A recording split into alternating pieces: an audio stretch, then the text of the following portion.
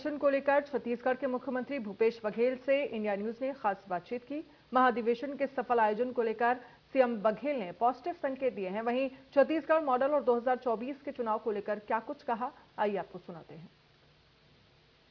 Sir, सफल आयोजन हो रहा है छत्तीसगढ़ में, सर क्या कहेंगे? ये जबरदस्त सफल रहा है कार्यक्रम। 24, 25, 26 3 दिन तक महाकुंभ रहा। कांग्रेस का महाधिवेशन हुआ। सारे हमारे राष्ट्रीय नेता सोनिया जी, खड़गे साहब, राहुल जी, प्रियंका जी, तमाम हमारे नेता है, प्रदेश के नेता है। और यहाँ से जो संदेश हमारे नेताओं ने दिया है उसको लेके देश के कोने कोने में जाएंगे। छत्तीसगढ़ मॉडल की एक धमक जो है पूरे देश में देखने को मिल रही है। तमाम जितने डेलीगेट्स पहुंचे हुए हैं, तमाम जितने शीर्ष के नेता कांग्रेस से पहुंचे हुए हैं, उनका भी यही कहना है कि जो 2024 है वो छत्तीसगढ़ मॉडल के साथ इसको लेकर आगे बढ़ेंगे। निश्चित रूप से कांग्रेस का मॉडल है जो छत्तीसगढ़ में लागू हुआ, और यही मॉडल है देश के आर्थिक व्यवस्था को सुदृढ़ करेगी। देख सकते हैं कि आप देश की जो आर्थिक व्यवस्था है उसे सुदृढ़ की जाएगी, ये साफ तौर पर सीएम भूपेश बघेल का कहना है। और जो 2024 है वो पॉजिटिविटी के साथ कांग्रेस आगे बढ़ेगी। कैमरा पर्सन अभिषेक डटसेना के साथ अनंत शर्मा, इंडिया न्यूज, रायपुर। इस पर ज्यादा जानकारी के लिए हमारे साथ हमारे संवाददाता जुड़ गए हैं छत्तीसगढ़ से। और अगर बात हम आज के अधिवेशन की करें, इस राष्ट्रीय अधिवेशन की करें, तो आज आखिरी दिन था, समाप्ति का दिन था। लेकिन अपने आप में अगर हम इस पूरे अधिवेशन की बात करें, कांग्रेस के लिए अपने आप में बहुत महत्वपूर्ण था। और इस अधिवेशन में कौन कौन से अहम फैसले लिए गए आने वाले लोकसभा और विधानसभा चुनावों को लेकर?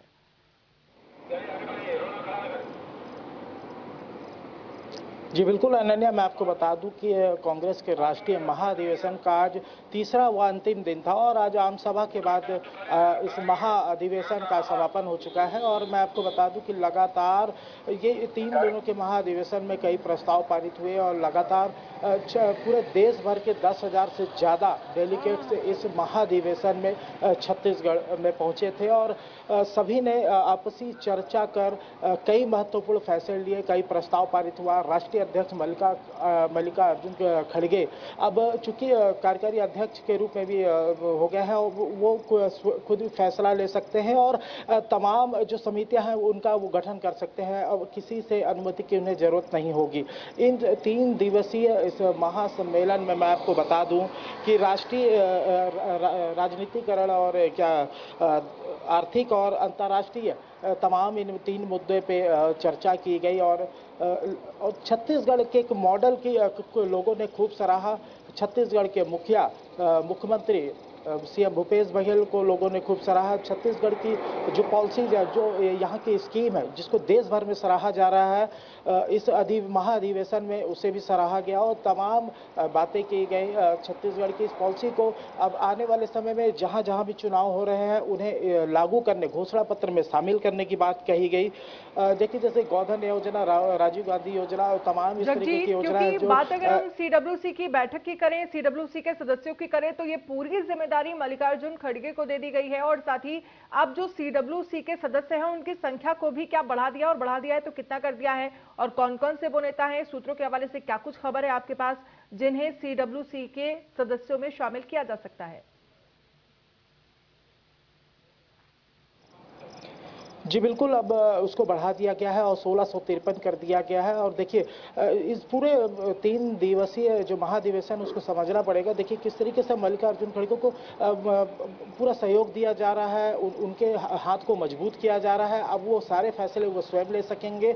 जिस तरीके से 26 साल बाद बगैर गांधी परिवार का कोई अध्यक्ष बनता है, तो इस बातों को समझा जा सकता है कि कांग्रेस अब 2023 में विधानसभा चुनाव और 2024 में लोकसभा चुनाव की तैयारी किस प्रकार से कर रहा है। बहुत ही कम समय रह गया है। अब लगभग 9 से ज़्यादा विधानसभा इलाकों में इसी साल विधानसभा चुनाव होने हैं और उसके बाद 2024 में लोकसभा चुनाव होने हैं। तो जिसकी तैयारियां भी इस महाधिवेशन में की गई है, तमाम तरह की बातों चर्चाएं इसमें की गई है।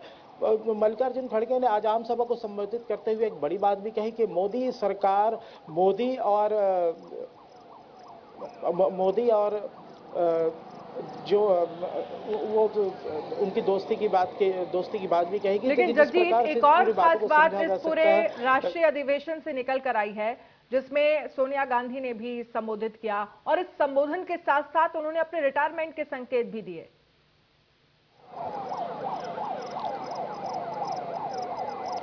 जी बिल्कुल, रिटायरमेंट के संकेत दिए, हाथ से हाथ जोड़ो यात्रा को उन्होंने अंतिम दौरा बताया और बताया कि इसके बाद मैं राजनीति में सक्रिय राजनीति में शामिल नहीं रहूंगी।